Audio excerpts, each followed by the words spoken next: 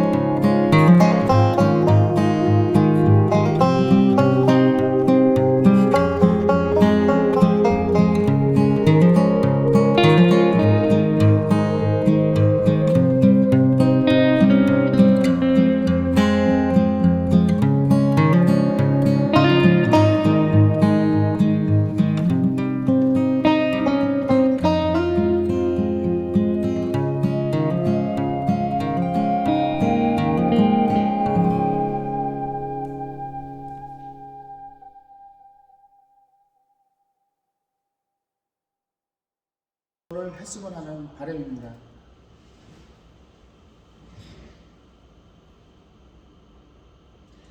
오늘 전체적으로 수업 일정은 이렇게 되겠습니다. 첫 번째는 외국인 등록 현황에 대해서 제가 좀 설명을 드릴 거고요.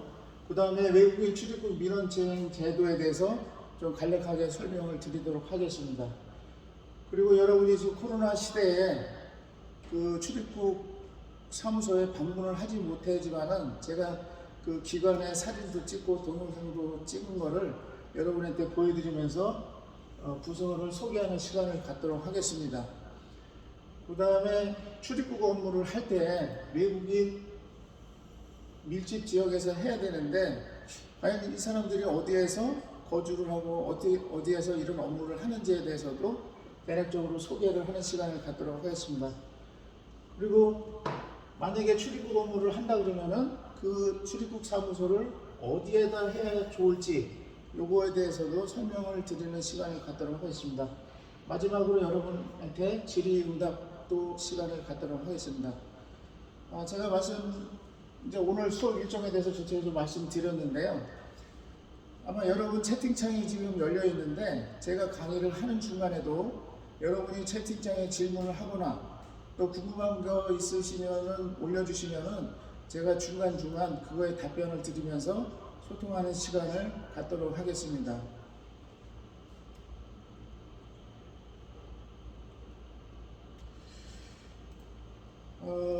이 수업 진행에 앞서 제가 여러분에게 이런 말씀을 좀 먼저 드리고 싶어요.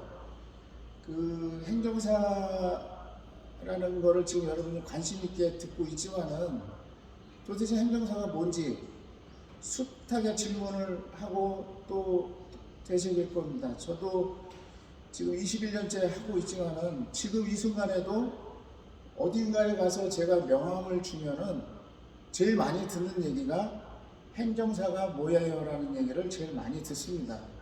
아마 여러분도 이제 행정사 등록을 해서 명함을 갖고 일반인들을 찾아다니면서 영업을 할 때 제일 많이 듣는 소리가 그 소리일 겁니다. 여러분은 지금 실감을 못하지만은 실제로 그렇습니다.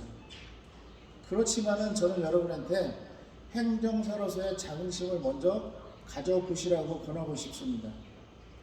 예를 들어서 공인중개사는 자격증은 도지사가 줍니다. 그러나 행정사에 자격증을 주는 것은 장관이 줍니다. 그만큼 레벨이 좀 높다고 보시면 되겠죠? 그래서 행정사에 대한 프라이버시를 꼭 갖고서 업무에 임하시면 좀 좋을 것 같습니다. 행정사들끼리는 명함을 주고받고 하는 게 아주 자연스럽지만은 일반인한테 그 명함을 주는 것을 삐죽삐죽대고 명함 주는 것을 굉장히 어색해하는 것을 제가 주변에서 많이 봤습니다. 그렇게 해서 어떻게 행정사업을 성공을 할 수가 있고 어떻게 우리가 하는 일을 자신 있게 일반 민원인한테 알릴 수가 있겠습니까? 그렇지 못하고서 행정사를 하면서 나는 성공할 거야 라고 하는 거는 좀 앞뒤가 안 맞는 것 같아요. 그래서 제가 그동안에 한 20년 동안 쭉 오늘 이 순간까지 오면서 느끼는 거는 저만 혼자 열심히 그걸 한다고 해서 되는 게 아니라 우리 행정사를 현재 하시거나 여러분처럼 하려고 준비하시는 분들은 먼저 자긍심을 갖고 제일 그 첫 단추가 명함부터 열심히 주는 것을 자랑스럽게 생각할 때 우리 행정사업이 크게 발전할 수 있을 거라고 생각을 합니다. 교육에 앞서 제가 먼저 행정사의 자긍심을 좀 가져달라고 먼저 말씀을 드렸습니다. 그리고 제가 외국인 등록 현황을 좀 말씀을 드리는 것은 출입국 업무를 하는 행정사님들이 과연 우리의 자원이 얼마나 되는지를 알아야 될 것 같아서 그 외국인 등록 현황에 대해서 좀 설명을 드리려고 합니다. 요거는 출입국 외국인 정책 통계 자료에 나오는 자료인데요. 전체 체류 외국인은 197만 4천 명 정도가 됩니다. 지금 현재. 요거는 2021년 7월 31일 그 통계 자료입니다. 그 중에서 외국 국적 동포가 78만 7천 명입니다. 전체 체류 외국인의 39.9%를 차지하고 있습니다. 그 중에서 중국 동포가 63만 8천 명으로 전체의 81%를 차지하고 있습니다. 현재 제가 출입국 업무를 전문으로 하고 있는데 저는 이 중국 동포 관련 분야만 좀 전문으로 하고 있습니다. 그 중에 베트남이라든지 기타 국가를 또 특화시켜서 열심히 하시고 계시는 분들이 있는데 아마 여러분이 이 숫자를 보시면 알겠지만은 외국인 관련 출입국 업무를 한다 그러면은 비중이 많은 이쪽 분야에 가서 도전을 해보셔야 여러분이 설 자리가 생길 것 같습니다. 괜히 엄한 나라 찾아갖고 나는 그 분야에 성공을 할 거야 라고 하시는 분은 제일 처음 시작하는 지금서부터 그 분야로 뛰어든다 그러면은 좀 무모한 도전이 있을 것 같아요. 먼저 기본적인 수입이 되는 이런 분야에 도전을 하시다가 나는 베트남이라든지 캄보디아라든지 아니면은 뭐 우즈베키스탄이라든지 이런 분야를 내 전문 분야로 또 설정을 하시겠다 그러면은 가능할 것 같습니다. 그러나 여러분이 지금 최초의 출입국 업무에 관심을 갖고 계시는 분이 있다고 하면은 저는 이 분야 중국 동포에 대한 그 분야를 전문적으로 공략하시는 게 처음 시작하는 여러분한테는 굉장히 좋을 것 같다라는 생각이 듭니다. 그 다음에 체류 자격별 분포인데요. 그 외국인이 한국에서 체류하려고 그러면은 비자라 그러죠. 체류 자격별로 종류가 있습니다. 그 중에서 그 재동포 비자라는 F4 비자가 47만 3천 명입니다. 그 다음에 방문 취업 비자가 13만 8천 명이고요. 그러니까 전체에 체류하는 그 외국인 중국 동포 중에 F4 비자랑 그 H2 비자라는 분야에서 가장 많은 외국인이 차지하고 있습니다. 그 다음에 이제 영주권 체류자가 한 11만 명, 그 다음에 방문 동거 비자라가 한 2만 7천 명 정도로 이렇게 전체적으로 분포가 되어 있습니다.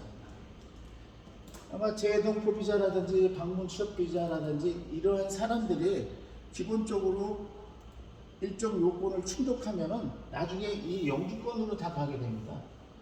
그리고 이 사람들이 또 나중에 또 일정 요건이 되면은 또 국적을 취득할 수 있는 요건이 돼서 국적을 좀 취득하게 되고요. 이런 일련의 과정을 전부 다 우리 출입국 분야를 하는 행정사님들이 도와주고 할 수 있는 것입니다.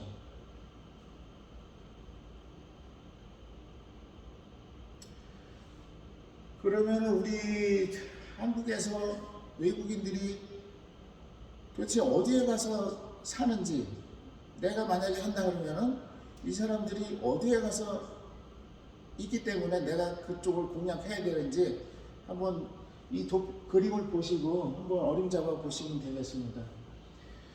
등록 외국인 중에 수도권, 즉 서울, 경기에서 전체의 약 60%가 거주를 합니다. 이거는 그만큼 수도권에 일자리가 많기 때문에 서울, 경기 지역에 있는 것입니다. 무슨 특별한 다른 이유가 없습니다. 회사라든지 뭐 식당이라든지 어떤 취업을 하는 분야가 서울, 경기도에 가장 집중적으로 몰려있기 때문에 이렇게 되어 있습니다. 그 중에서도 경기도가 전국에서 1등인데 36만 1000명입니다. 그 중에서 안산 단원구 있죠? 우리가 원곡동이라고 그러는데 거기에 3만 5천 명으로 경기도에서도 여기가 또 33%가 이 중에 집중되어 있습니다. 아마도 지금 이 강의를 듣고 계신 분 중에 안산시에 혹시 거주하시는 분이 있는지 모르겠지만은 아마 전국적으로 안산시가 외국인들이 가장 많이 체류하고 가장 많이 몰려있는 지역입니다. 여기는 뭐 국적 특별히 구분할 거 없이 안산에 그 공장이 많잖아요. 그러다 보니까 안산에 집중적으로 많이 모여있는 시스템입니다. 그 다음에 두 번째로가 많은 게 서울에 22만 7천 명인데 그 중에서 구로구에 2만 5천 명 정도가 분포되어 있습니다. 그러니까 여기에 있는 숫자 외에 추가적으로 더 많은 이동인구도 있겠죠. 그냥 실제로는 더 많지만은 통계 자료상 이 정도로 편성이 되어 있습니다. 그러니까 여러분 보시면은 텔레비도 많이 보셨을 거예요. 뭐 서울 영등포 대림동 많이 들어봤잖아요. 대림동이라든지 구로라든지 구로 디지털 단지 뭐 이런데 이쪽이 보면은 교통편이 좋다 보니까 전철을 타고 서울이면 서울 각 지역으로 갈 수 있는 그 교통 요충지에 이렇게 몰려 있습니다. 저는 이제 경기도에서도 수원에 있는데요. 저는 또 사무실이 수원역 앞에 있습니다. 제가 수원역 앞에다가 그 사무실을 차리게 된 이유도 이 사람들이 그쪽에 집중적으로 모여 있고 거기를 많이 왕래를 하기 때문에 제가 손님이 많이 있는 곳으로 찾아가서 저는 사무실을 차린 겁니다. 굉장히 이제 선택을 잘 해서 그 효과를 톡톡히 보고 있는 건데, 저 같은 경우는 수원에 있는데 수원도 이렇게 되어 있습니다. 그 다음에 쭉 보면은 여기서 일본서부터 쭉 있는데, 이게 숫자는 제가 전국적으로 외국인들이 많이 편성되어 있는 인구 수대로 각 시도별을 순서를 그냥 나열해서 정리를 해놓은 겁니다. 그래서 1번서부터 18번 마지막 세종시까지 이렇게 있는데, 중간에 보시면은 뭐 인천도 세 번째로 많고 각 도마다 이렇게 인구가 분포되어 있습니다. 아마 여러분 지금 150명 강의를 들으시는 분이 전국적으로 분포가 되어 있는데, 자기가 속해 있는 시도에 어딘가를 한번 생각해 보십시오. 그럼 자기가 거주하는 지역에서 내가 사무실을 할 때에 충분하게 가능성이 있는지 없는지를 한번 보시면 되겠습니다.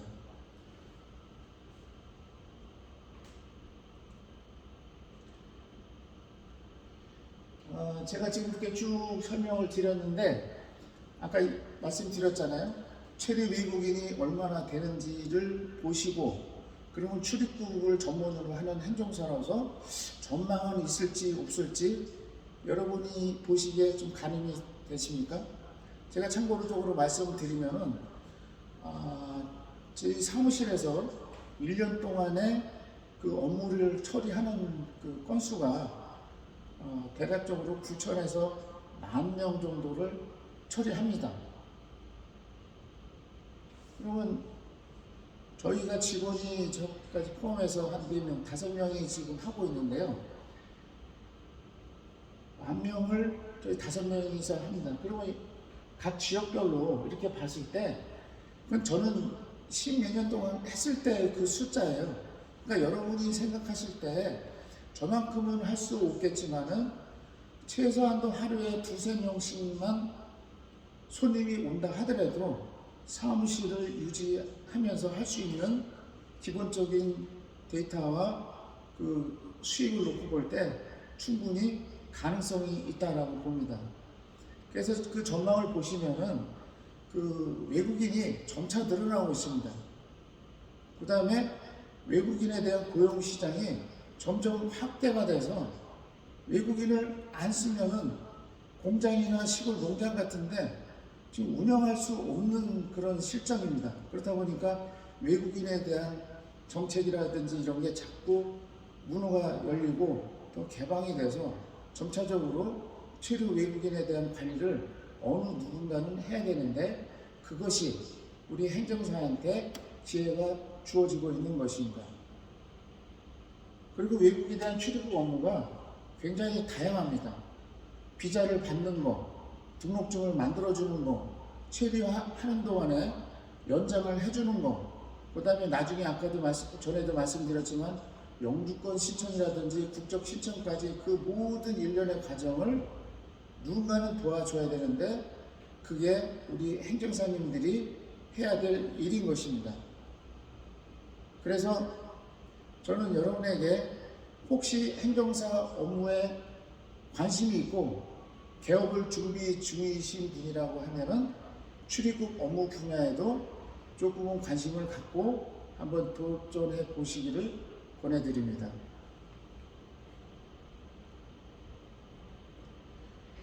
그러면은 출입국 여러분 이제 교육이 끝나면은 행정사 자격증하고 등록을 할 수 있는 요건이 되잖아요. 그러면 출입국 업무를 하려고 그러면은 출입국 사무소에 등록 대행업체 등록을 하게 됩니다. 그 출입국 민원 대행 제도가 있는데요. 이게 2010년도부터 이게 시작이 된 겁니다. 그전에는 이런 업무가 없다가 2010년도부터 이 민원 대행 제도가 됐는데 아무도 제 오랜 경험에 비춰 봤을 때 그 행정사에 대한 인지도가 올라간 거는 사실 이 출입국 업무가 되면서 많은 행정사들이 대행을 시작하면서 또 간헐적으로 뉴스에 행정사들이 돈을 많이 벌더라라고 시작되는 시점이 2010년도 출입국 민원 제도가 생기면서부터 아마 시장이 행정사에 대한 길이 많이 열려 있고 인지도가 급상승하게 된 계기가 된 것 같습니다. 그래서 저희가 출입국 민원을 하는 거는 이 대행업무 관련 지침에 의거해서 저희가 업무를 하고 있는데요. 최근에 이제 2011년도부터 본격적으로 제정이 돼서 2021년 1월 25일 날 개정이 될 때까지 숱하게 많은 그 내부적으로 지침이 바뀌었는데 그거를 하나씩 설명드리도록 하겠습니다. 여기 대행 기간은 일단은 뭐 변호사, 행정사한테 자격이 주어지는 건데요. 저는 우리는 이제 행정사니까 행정사에 대한 것만 좀 설명을 드릴게요. 여러분이나 저나 뭐 거의 다 일반 행정사인 거죠. 그다음에 법인은 이번에 이제 행정사법 개정이 되면서 법인이라는 게 이제 이번에 생긴 거고, 행정사 합동사무소는 제가 지금 현재 하고 있는 건데 3인 이상이 합동사무소를 할 수가 있습니다. 출입국 민원 대행을 할 수 있는 자격은 이렇게 변호사랑 행정사들한테만 기회가 주어집니다. 그러면 여러분이 그 등록은 어디다 신청을 하냐? 자기가 운영하는 사무실, 소재지 관할에다가 등록 신청을 하게 됩니다.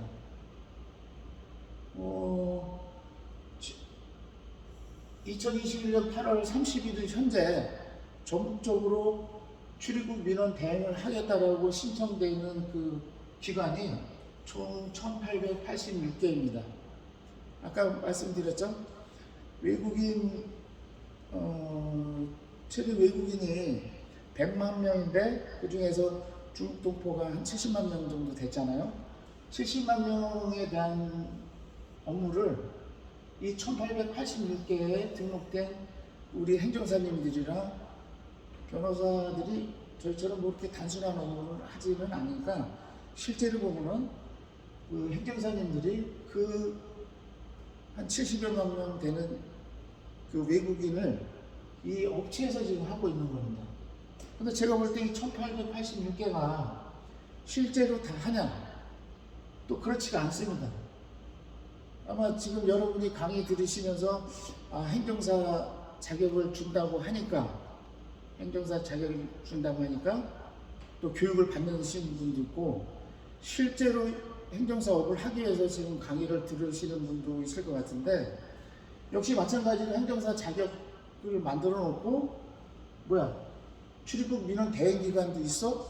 그럼 저거랑도 한번 등록을 해놓고 나중에 뭐 기회가 되면 하겠지 라고 하면서 있는 업체까지 해서 이 숫자인 겁니다. 실제로 보면은 한 30%? 제가 볼 때는 한 30% 정도만 실제로 열심히 출입국 사무소를 다니면서 일을 한다고 봐집니다.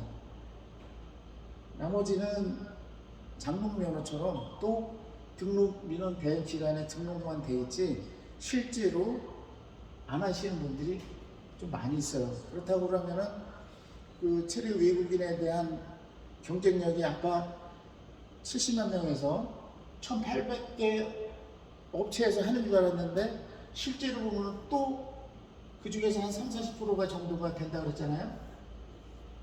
그러면 여러분이 만약에 직접 한다 그러면은 또 설 자리가 기회가 더 늘어나는 겁니다.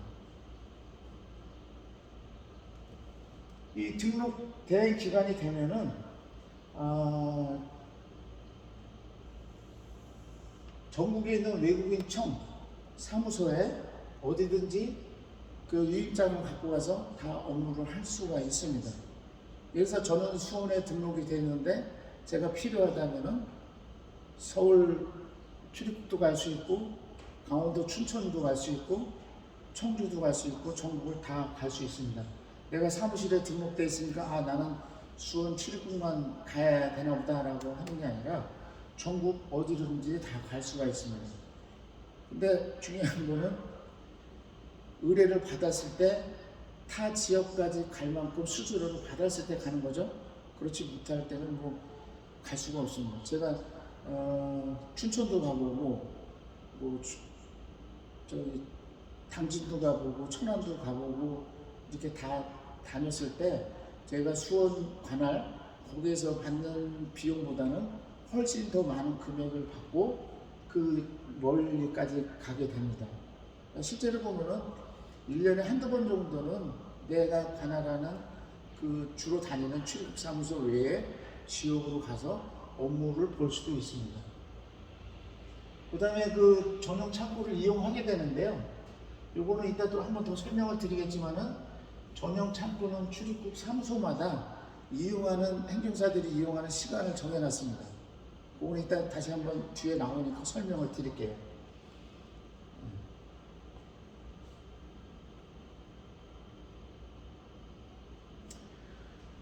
그 대행기관으로 등록이 되면은 대행 업무 표준 처리 절차에 대로 업무를 시행하게 됩니다.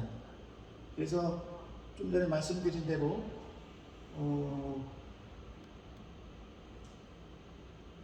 그 민원 서류는 아까 등록은 그 행정사님들이 등록하시는 주소지 관할에 등록을 하지만은 민원에 대한 주체는 민원을 신청한 외국인의 그 주소지 관할 거기다가 제출을 하게 되는 겁니다. 손님이 의뢰했을 때 주소지가 수원이다 그러면 수원 출입구로 가는 거고, 의뢰한 손님이 예를 들어서 서울 주소를 만약에 저희 사무실에 왔다 그러면은 저희가 서류를 갖고 서울 출입국 사무소로 가게 되는 것입니다. 그래서 이 기준은 그 민원 신청한 외국인의 주소지를 관할로 하고 있습니다. 그 다음에 저희 대행기관은 그 행정사 전용 창구가 있어서 그쪽으로 하게 되는데, 어떤 경우에는 그 온라인으로 방문 예약을 해서 이렇게 겸해서 하는 지역도 있습니다. 요거는 뭐 출입국 사무소마다 다 틀리기 때문에 특정해서 할 수 없지만은, 아까 말씀드린 대로 서울, 경기가 제일 많다고 했지 않습니까? 거기는 그냥 전용 그 민원 우리 행정사 전용 창구가 있습니다. 거기를 이용하면 됩니다. 그리고 처리 대장은 약 3년간 보관을 하게 되어 있습니다. 이거는 뭐 출입사무소 직원들이 와서 저희의 그 일한 거에 대한 점검 차원도 있지만은, 저는 또 저희가 실제로 민원인이 의뢰를 했을 때 짧게는 1년, 2년 있다가도 와서 자기 업무에 대한 거를 시시비비를 가리려고 오는 경우가 1년이면 한두 번 정도 있습니다. 그래서 저 같은 경우는 3년이라고 하지만은 저 같은 경우는 그냥 5년 동안을 저는 보관을 하고 있는데, 요거는 뭐 누구의 점검을 피해서라기보다 실제로 의뢰인과 우리 행정사들과에서 다툼의 소지가 있을 때 그 자료를 꺼내보면은 기억으로 할 수가 없어요. 그래서 요거는 우리를 위해서라도 보관하는 거를 잘 해야 되겠다, 이렇게 보시면 될 것 같습니다. 그래서 뭐 출입사무소 직원이 필요하다고 요청하는 경우에는 대장을 제출해야 된다 그러는데, 제가 출입국 업무 2010년이죠. 2010년도에 최초 등록해서 지금 2021년 11년 동안에 출입국 사무소 직원이 사무실에 방문한 경우는 딱 2번 있었습니다. 두 번도 우리의 무슨 업무를 지도 감독회로 왔던 게 아니라 그 일제 정비 차원에서 실제로 행정사님들이 등록을 하고 하는지 안 하는지 이런 거를 정비 차원에서 한번 왔던 경험이 있습니다. 네.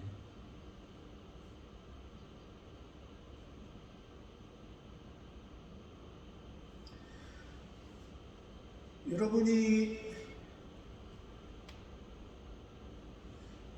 지금 강의 중에 어떤 분이 그 질문을 하나 올렸네요. 전자 신청은 어떤가요? 라는데, 그러니까 전자 신청도 여러분이 이제 대행기관으로 등록해서 3개월 동안 월세를 납부한 실제로 월세를 납부한 건지, 아까 등록 같은 경우는 그렇게까지 자료를 요구하지 않지만은 전자 신청을 대행할 수 있는 또 그 자격을 또 별도로 또 허가를 받으셔야 돼요. 하게 되면은 전자 신청을 하게 되면은 3개월치 월세를 낸 그 기록 갖고서 또 별도로 신청을 하면은 전자민원을 신청할 수 있는 그 허가를 또 줍니다. 근데 이제 아까 말씀드렸지만은 그 출입국에 저희가 실제로 민원 서류를 갖고 왔다 갔다 하는 거랑 전자민원 제도가 시행되면서 또 전자민원으로 신청하는 거랑 보면은 비율이 출입국으로 가는 거랑 전자민원으로 볼 때 저희가 실제로 보면은 그 통계상 출입국으로 직접 들어가는 그 업무량이 6이고 전자민원으로 신청하는 게 4입니다. 저희가 이제 사무실에서 자체적으로 이제 실제로 분석을 해보면은, 그러니까 여러분이 출입국 사무소에 어쩔 수 없이 가는 경우도 있지만은 간단한 거는 전자민원으로 연장이라든지 체류 자격 변경이라든지 이런 거는 전자민원으로도 충분히 신청이 가능합니다. 근데 이제 문제는 뭐냐면 이거를 하고서 외국인 등록증의 뒷면에 그 기재를 하거나 뭐를 하려고 그러면 역시 전자민원을 하고 나서 그 증을 갖고 출입국에 가서 또 이면에다가 그 결과를 찍어 갖고 오거나 체류 자격이 변경되면은 그 변경된 증을 찾기 위해서 기존에 있는 등록증을 반납하고 새로운 등록증을 또 찾아와야 되는 그런 절차가 있습니다. 그러나 기본적으로 업무를 신청하고 뭐 하는 거는 전자민원으로 할 수가 있는데 업무량이 6대4 정도가 됩니다. 과거에는 이게 전부 다 합쳐져서 무조건 되고 출입국에 들어가서 출입국 사무소 직원들이 좀 많이 힘들어 했죠. 근데 이제 전자민원 되면서 일부는 출입국 사무소하고 일부는 전자민원 센터라는 곳에서 업무를 보고, 예를 들어서 서울이라든지 수원 출입국에 갑자기 업무가 많다. 그러면 이거를 지방에 좀 한가한 출입국 사무소에다가 전자니까 그냥 그 파일을 넘겨서 거기서 처리를 하게끔 하는 경우도 있습니다. 그래서 실제로 보면은 저희가 수원 출입국 관할에다가 전자민원 신청하는데 뒤에 코드에 보면은 업무를 처리한 그 출입국 행정기관에 저기 코드가 저기 그 출입국 사무소 명칭이 찍히게 돼요. 그래서 가끔가다 이제 민원이 나는 왜 수원에다 했는데 서울이 찍혔냐라고 묻는 경우가 있습니다. 그거는 이제 실무상 업무를 처리한 그 기관에서 표시를 하게끔 되어 있기 때문에 그런 겁니다. 그런 경우가 있어요. 우리 질문 주신 분 전자 신청은 어떤 건가요? 라고 질문하셨는데 답변이 됐는지 모르겠습니다. 만약에 되셨다고 하면은 채팅창에 뭐 댓글 한번 남겨주시면 되겠습니다.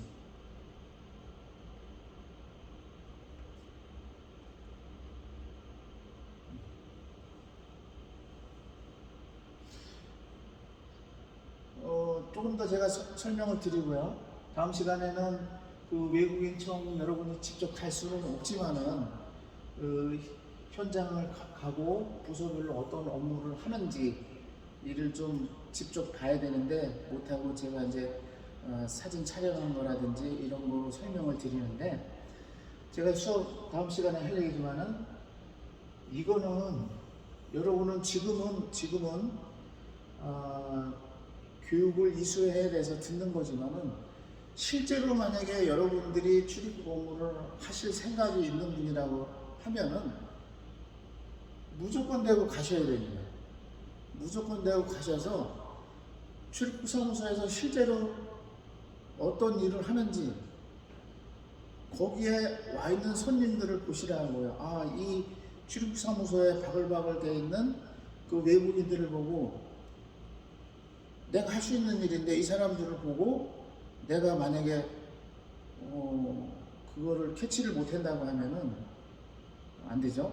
그냥 막연하게 나는 출입국 업무를 할 거야라고 이것처럼 강의 몇 번 듣고 책장 몇 번 갖고서 사무실을 오픈하려고 한다고 하면은 좀 바보 같은 짓이에요. 제가 볼 때는 무조건 되고 여러분 주변에 관할 주소지 사시는 지역에 아까 말씀드렸잖아요. 전국적으로 출입사무소가 다 있다고요. 무조건 내고 가서 현장 체험을 해보시기 바랍니다. 저도 2010년도에 출입국 사무소를 처음에는 이따가 말씀드리겠지만은 처음에는 저도 못 갔습니다. 갑자기 그 건당 수수료가 내려가는 거라면 이거를 내가 해야 될지 말아야 될지 고민을 하다가 우연찮게 한 건을 갖고 출입사무소에 갔는데 출입사무소에 그 넘쳐나는 사람들을 보고 이건 뭐야 라고 생각하면서 제 뒤통수를 한번 탁 치는 상황이 됐습니다. 그래서 야 이거 열심히 해야 되겠구나 라는 생각을 갖게 된 계기입니다. 여러분이 아마 지금 뜬구름 잡는 것처럼 그려질 것 같지만은 아마 백문이 불여일견이라고 한번 가보십시오. 그러면 생각이 확 틀려질 겁니다. 무슨 얘기인지 아셨죠? 꼭 가세요. 우리가 이 행정사뿐만이 아니라 모든 사업을 할 때, 비즈니스를 할 때 자기가 하고자 하는 분야에는 무조건 내가 발품을 팔고 현장 경험을 해야지만 성공할 수 있습니다. 역시 출입국 업무도 발품 안 팔고 그냥 여러분이 막연하게 쉽게 생각하시면 성공 못 합니다. 무조건 내가 발품 팔고 한번 가셔야 됩니다.